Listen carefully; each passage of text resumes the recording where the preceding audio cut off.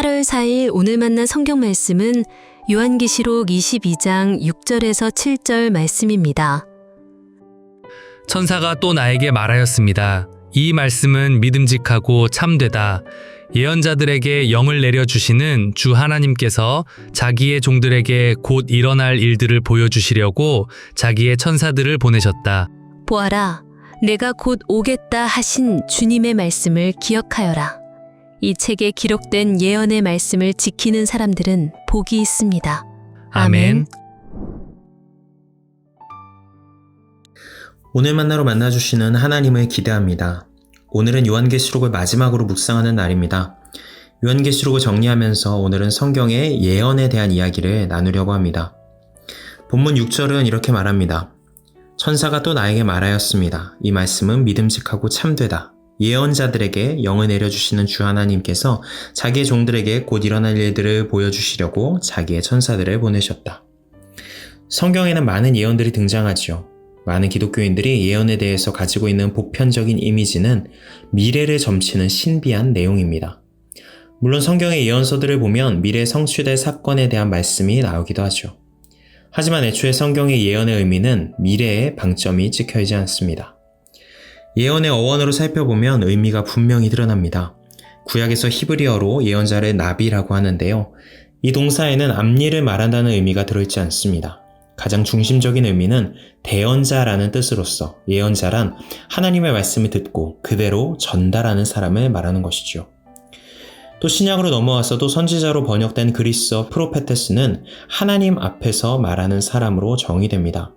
즉 예언이란 머나먼 미래에 다가올 일을 미리 예측해서 말하는 것이라기보다는 하나님의 말씀을 대신해서 전하는 것이 더 중요한 본질인 것입니다. 예언의 핵심은 내용의 미래적인 성격에 있는 것이 아니라 하나님 앞에서 말하는 태도에 있는 것이죠. 예언이 힘이 있는 이유는 미래에 대한 신비한 예측이어서가 아니라 하나님 앞에서 하나님의 말씀을 가감없이 대언하기 때문입니다. 또 한 가지 성경의 예언서를 볼 때 꼭 기억해야 할 중요한 명제가 오늘 7절 말씀에 기록되어 있습니다. 보아라, 내가 곧 오겠다 하신 주님의 말씀을 기억하여라. 이 책에 기록된 예언의 말씀을 지키는 사람들은 복이 있습니다. 본문에서는 이 책에 기록된 예언의 말씀을 지키는 사람들은 복이 있다고 말합니다. 만약에 이단들이 주장하는 것처럼 요한계시록이 먼 미래에 있을 일들을 예언한 신비한 내용에 초점이 맞춰져 있다면 당장 요한계시록이 있는 독자들에게는 아무 의미가 없는 책에 불과합니다. 하지만 오늘 본문에서 말하듯 요한계시록의 목적은 1차적으로는 그 시대를 살아가는 성도들이 진리의 말씀을 더욱 굳게 붙들고 지키며 살아가도록 독려하기 위한 글이었습니다. 이를 통해 기억해야 하는 예언서에 중요한 포인트가 있습니다. 성경에 기록된 많은 예언서들의 초점은 머나먼 미래가 아니라 오늘, 지금, 여기를 향해 있다는 것입니다. 아시다시피 구약 성경에서도 먼 미래를 예언하는 것 같은 책들이 많이 있죠. 그러나 그 모든 예언의 말씀 역시도 초점은 미래가 아니라 현재입니다. 쉽게 표현하면 너 이 상태로 가면 미래에 반드시 멸망하게 될 거야. 그러니까 오늘, 지금, 여기에서 다시 돌이켜라 라는 것이죠. 1세기 초대교회 성도들의 상황을 생각해 볼까요? 요한의 요한계시록을 읽어나가는 그 시대 청중들의 삶은 우리보다 더 가혹한 상황들이었습니다. 사방을 둘러보아도 악이 득세하는 현실이고 로마 제국의 힘은 날로 강대해져 가고 그들이 믿고 소망하는 주님의 능력은 어디에서도 찾아보기 어려웠지요. 그럼에도 그들은 주님이 온 세상의 주인이시고 그분이 다시 오신다라는 한 줄기 소망을 붙들고 잔혹한 현실과 싸워나가며 십자가의 길을 걸어갔을 것입니다. 그런데도 기다리고 기다려도 주님이 오시지 않는 것입니다. 세상에서 주님은 점점 작게 보이기 시작했을 것이고 로마의 황제는 점점 크게 보였겠죠. 그러니 많은 사람들이 신앙을 버리고 변절하고 배교하게 됩니다. 그런 상황 속에서 믿음의 성도들에게도 점점 의문이 생기기 시작합니다. 우리의 삶이 그냥 이대로 끝나버리지 않을까? 내가 실은 어리석게 살아왔던 것이지 않을까? 하는 의문 말이죠. 그렇게 의심과 회의와 물음이 가득한 신앙생활을 하고 있던 소아시아 교회 성도들에게 요한은 요한계시록이라는 예언의 말씀을 기록하여 선포한 것입니다. 아니다. 하나님께서 살아계신다. 어린 양이신 예수 그리스도께서 반드시 악의 세력을 심판하실 것이다. 그리고 너희들의 삶은 그냥 그렇게 끝나지 않는다. 반드시 하나님의 영이 너희 속으로 들어가 너희들을 다시 일으키고 살리는 날이 올 것이다. 새 하늘과 새 땅이 너희 가운데 임할 것이다.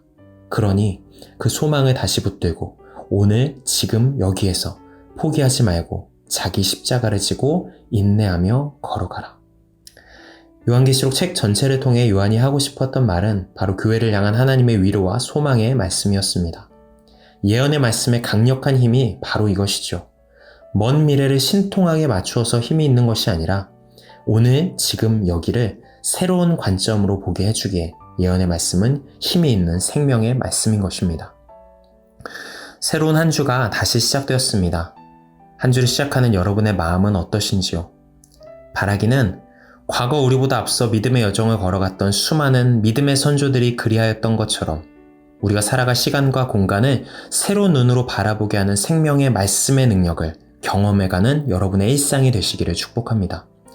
이 땅의 모든 불의함을 결국은 심판하시고 포기하지 않는 사랑으로 이루실 하나님의 나라 새 하늘과 새 땅을 소망하며 주어진 인생의 걸음을 소망 중에 걸어가시는 여러분 모두가 되시길 축복합니다.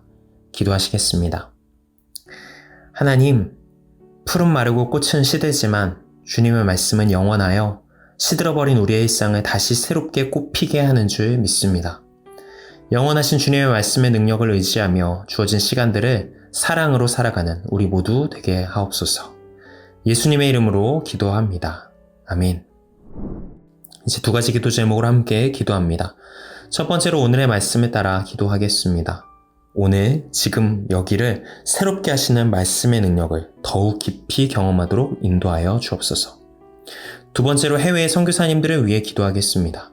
두려움과 무기력함에 쉽게 무너질 수 있는 선교사님들의 삶을 지키시고 말씀의 능력으로 날마다 새롭게 회복시켜 주옵소서. 이 제목으로 기도하신 후에 개인 기도로 나아가시겠습니다.